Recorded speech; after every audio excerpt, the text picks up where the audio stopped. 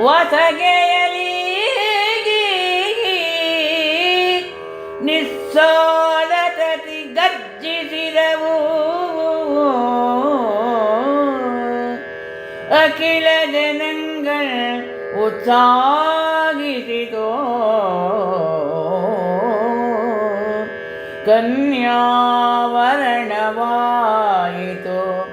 ವೈದಿಕೋಕ್ತಿಯಲಿ.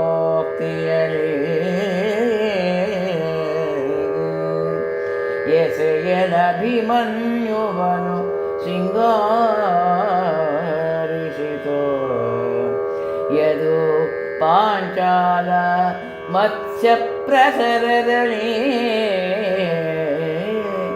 ಮೆಟ್ಟಕ್ಕಿ ಜೀರಿಗೆ ಬೆಲ್ಲವೂ ಅನುವಾಯ್ತು.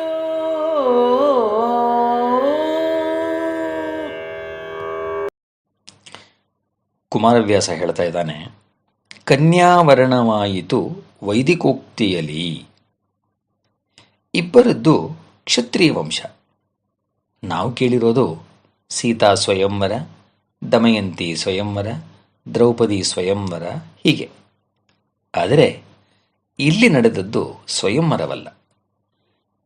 ಇಲ್ಲಿ ಅಭಿಮನ್ಯುವಿಗೆ ಉತ್ತರೆಯನ್ನು ಪ್ರದಾನಿಸುವುದು ಎಂಬ ನಿರ್ಧಾರವಾಯಿತು. ಆದದ್ದು ಹೇಗೆ? ವೈದಿಕೋಕ್ತಿಯಲ್ಲಿ ವೇದಶಾಸ್ತ್ರ ಸಮ್ಮತವೆನಿಸುವಂತಹ ರೀತಿಯಲ್ಲಿ ಪುರೋಹಿತರು ಈರ್ವರ ವಿವಾಹವನ್ನು ನಿಶ್ಚಯ ಮಾಡಿದರು. ಅಖಿಲ ಜನಗಳು ಉತ್ಸಾಹಿಸಿತು, ಪ್ರಜೆಗಳು ಕೂಡ ಸಂತೋಷಪಟ್ಟರು. ಒಸಗೆಯಲ್ಲಿ ನಿಸ್ಸಾಳತತಿ ಪ್ರೀತಿಯಿಂದ ವಾದ್ಯಘೋಷ ಮೊಳಗಿ ಮುಂದಿನ ಪರಿಣಿಯೋತ್ಸವಕ್ಕೆ ಕಳೆ ತಂದಿದೆ.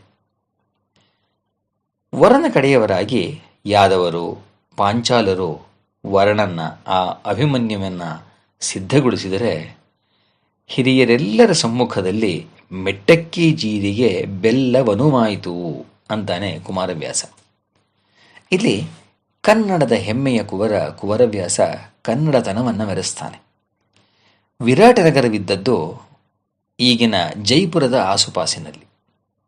ಅಲ್ಲಿಯೂ ಈ ಶಾಸ್ತ್ರವಿತ್ತೆ ನಮಗೆ ತಿಳಿಯೋಲ್ಲ. ಆದರೆ ಇಲ್ಲಿ ಮದುವೆ ಮಾಡಿಸ್ತಾ ಇರೋನು ಕುಮಾರವ್ಯಾಸ. ಅವನ ಕಣ್ಣೆದುರು ಮದುವೆ ನಡೀಬೇಕಲ್ವ?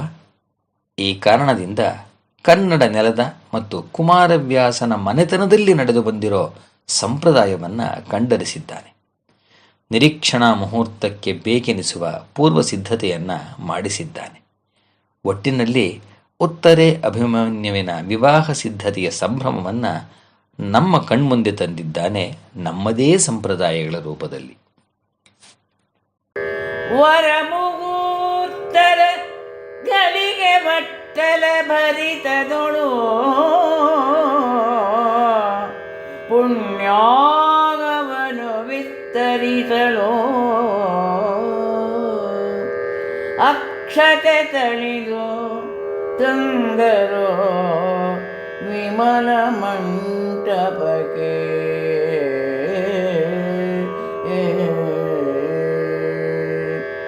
ಪರಮ ಋಷಿಗಳ ಹೋಮದಲ್ಲಿ ಶಿಖಿವರನ ಬಲಗೊಂಡರು.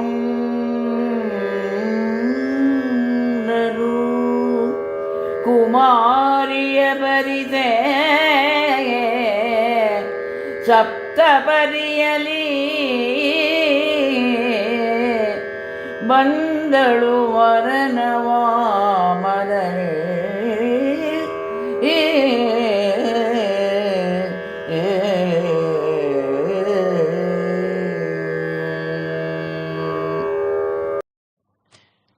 ಅಭಿಮನ್ಯು ಉತ್ತರೆಯ ವಿವಾಹದ ಮುಹೂರ್ತ ಸನಿಹವಾಗಿದೆ. ವರಮುಹೂರ್ತದ ಘಳಿಗೆ ಬಟ್ಟಲ ಭರಿತದೊಳು. ಘಳಿಗೆ ಬಟ್ಟಲು ತುಂಬಿತು. ಹಿಂದೆ ಸಮಯ ನಿರ್ಧರಣೆಗಾಗಿ ಒಂದು ಮಡಿಕೆಯ ಮೇಲೆ ಮತ್ತೊಂದು ಮಡಿಕೆಯನ್ನಿಟ್ಟು ಅದರಲ್ಲಿ ಮರಳನ್ನು ತುಂಬಿ ಅದನ್ನು ಗಮನಿಸ್ತಾ, ಹಾಗೆಯೇ ನೀರನ್ನು ತುಂಬಿಸಿಟ್ಟು ಮೇಲಿನ ಕೊಡದ ನೀರು ಖಾಲಿಯಾಗುವ, ಕೆಳಗಿನ ಕೊಡ ತುಂಬಿಕೊಳ್ಳೋ ಪರಿಯನ್ನು ಗಮನಿಸಿ ಸಮಯ ನಿರ್ಧರಣೆ ಮಾಡ್ತಾ ಇದ್ದ ಪರಿಯಿತ್ತು. ಅದನ್ನು ಸೂಚಿಸ್ತಾ ಇದ್ದಾನೆ. ಒಂದು ದಿನಕ್ಕೆ 48 ನಿಮಿಷಗಳ 30 ಮುಹೂರ್ತಗಳು. ಒಂದು ಮುಹೂರ್ತಕ್ಕೆ 48 ನಿಮಿಷ. ಪುರೋಹಿತರು ಕ್ಷಣ ಗಣನೆಯನ್ನೂ ಮಾಡಿ ಅದರಲ್ಲಿ ಪ್ರಶಸ್ತವೆನಿಸುವ ಮುಹೂರ್ತ ನಿರ್ಧಾರ ಮಾಡಿದ್ದಾರೆ. ನಿರೀಕ್ಷಣಾ ಮುಹೂರ್ತ ಸಮೀಪಿಸಿದೆ. ತತ್ಪೂರ್ವದಲ್ಲಿ ಪುಣ್ಯಾಹದ ಮೂಲಕ ಸ್ಥಳಶುದ್ಧಿ, ಆತ್ಮಶುದ್ಧಿಗಳೆಲ್ಲವನ್ನೂ ಮಾಡಿಸಿ ವಿಸ್ತರದ ಅಕ್ಷತೆ ತಳಿದು ಹಿರಿಯರೆಲ್ಲ ಆಶೀರ್ವಾದವನ್ನು ಮಾಡಿ ಉತ್ತರೆಯನ್ನು ಕರೆತಂದು ಅಗ್ನಿ ಪ್ರದಕ್ಷಿಣೆಯನ್ನೂ ಮಾಡಿಸಿ ಮುಂದೆ ತಂದಿದ್ದಾರೆ.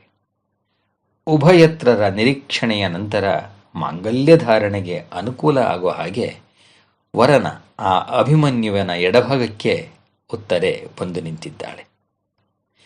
ಇಲ್ಲಿ ಕುಮಾರವ್ಯಾಸ ನೇರ ಪ್ರಸರಣದ ವೀಕ್ಷಕ ವಿವರಣೆ ಕೊಡುವಂಥ ರೀತಿಯಲ್ಲಿ ಕೃಷ್ಣನ ಸಮ್ಮುಖದಲ್ಲಿ ನಡೆದ ಮದುವೆಯ ವರ್ಣನೆಯನ್ನು ಮಾಡಿಕೊಡ್ತಾ ಇದ್ದಾನೆ.